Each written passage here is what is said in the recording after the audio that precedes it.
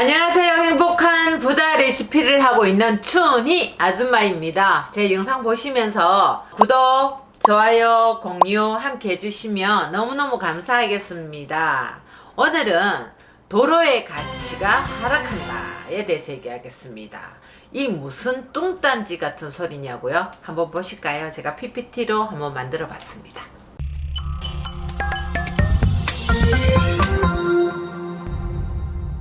도로의 가치가 하락한다. 가만히 있는 도로가 왜 가치가 하락한다고?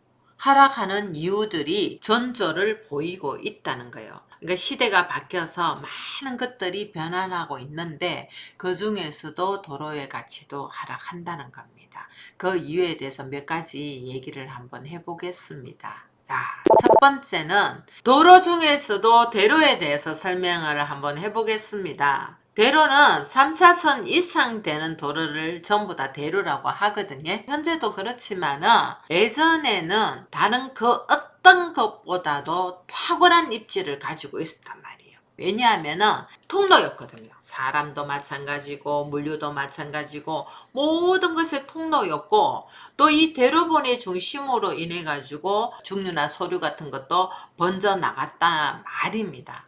그래서 대로는 언제나 다른 그 어떤 길보다도 유동인구가 많고 그리고 노출이 중요한 유동업체에게 매우 중요한 이런 입지를 갖고 있었다는 거예요. 대로의 효과가 두 가지가 있는데 유동인구로 인한 큰 매출 효과, 유동인구로 인한 광고 효과였거든요. 이런 큰 두 가지 좋은 조건을 갖고 있는데 불구하고 대로에 대한 변화가 생긴다. 그러니까 옛날만큼 대로가 높은 평가를 받지 못한다는 거예요. 유동인구가 그만큼 그쪽으로 몰리지 않는다는 거예요. 첫 번째가 인터넷과 모바일 상거래입니다. 많은 사람들이 이제는 피곤하게 일일이 다 다니면서 물건을 구입하지 않는다는 거예요. 뭘로 구입을 한다? 인터넷으로. 필요한 물건을 내가 구입해가지고 집으로 배달해가지고 물건을 구입하는 시대가 왔다는 거예요. 너무너무 좋은 시대라고 해야 되지 않나요?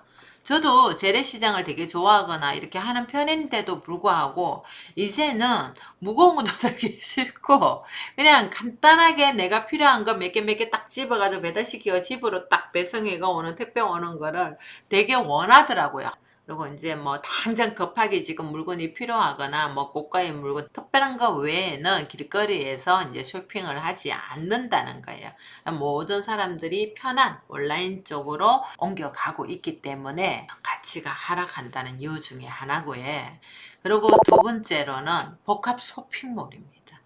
쇼핑몰이 너무너무 많이 바뀌어가 있죠. 이제는 대형으로 이제 기획을 해가지고 모든 사람들이 여기서 볼거리, 먹거리, 즐길거리, 그리고 경험까지 모든 걸 다 한 군데서 해결할 수 있는 복합 쇼핑몰들이 자꾸만 생겨난다는 거예요. 여기 예시를 들어놨는데 뭐 엔터6부터 시작해가지고 서울에 있는 합정, 메세나폴리스, 마포, 한강, 프루지오, 상가 이 부분도 실제적으로 거주하고 있는 인구들은 여기에 있는 쇼핑몰의 어떤 수요를 택도 없이 모자라는데 다행히도 홍대 상권과 인접해가 있고 합정역 바로 옆에 입지를 활용해가지고 상가를 거대한 쇼핑몰로 이제 만들어가지고 많은 사람들이 찾아오게 하고 소비하면서 오랫동안 머물 수 있도록 그런 공간들을 만들어가고 있다는 거예요.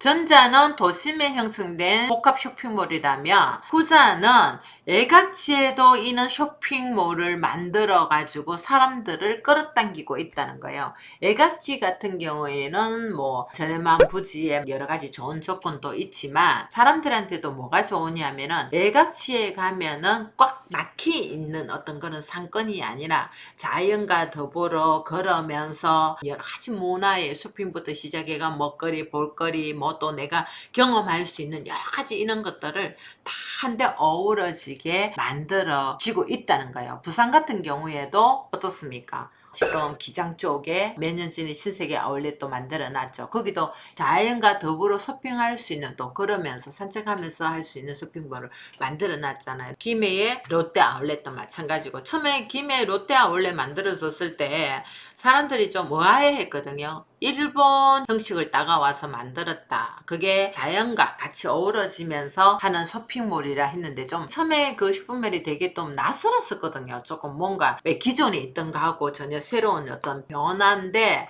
그게 쉽게 받아들이지지 않더라고요. 별로라고 생각했는데, 아, 그게 참 대단한 대기업들이 10년, 15년, 20년을 앞서가지고 자유 흐름이나 트렌드를 움직이고 가고 있구나 하는 거를 느끼면서, 아, 예전에 있던 큰 대로변의 가치가 하락할 수밖에 없겠구나를 실감하고 있습니다. 여기서 가장 중요한 거는 뭐냐 하면은 앞으로 투자처도 많이 바뀐다는 거예요. 어떻게 바뀌느냐 하면은 그 유명한 투자의 기재 워렌 버핏이 경험적 소매업, 그러니까 상업 부동산으로 투자를 하신다는 거예요. 이게 갑자기 무슨 뚱딴지 같은 얘기냐고요?